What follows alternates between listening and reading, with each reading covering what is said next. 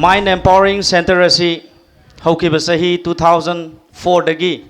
sotharaba Imhal dagi panglap lap mafam natragasu khungang asida aikhoibu takpirakpa oja singi matau tamjaraga matung injaraga heita angang sing semning bagi wakhal na mangoi naraga masigi institute asi aina mangla namaga loina na aina sagat sakibani mangjakhiba mangla nadu mangphau nahanbiriba institute asigi faculty sing aina suki matik thamoi nungda thagatjaba haraujaba phaujai ngasi ekhoi coaching center da isa rochni na phangin ba kaya no 93%. Hamada coaching as the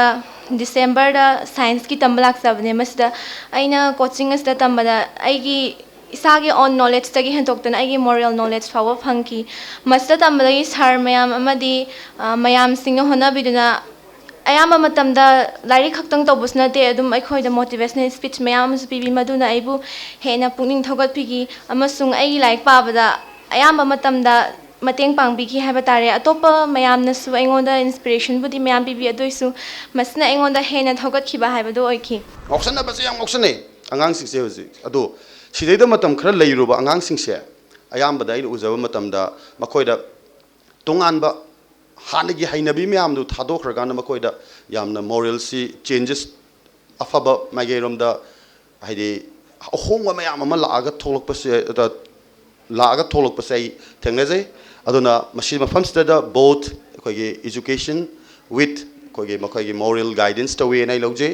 icha semdadi ojaga akhoiga yam relation leiba madi darkar oi haina aina ngasi guardian sing da haijaningi ibo is am no sina to balu no ko kai noida mado nang na ne thando thambal cham hektana Manipur da leriba laifam cham ga ni pansal wada phangma board dagi moina ahing kok mon ga taina da pure board ne hen ga da ne ojaga satraga lainariba mari kai khidanaba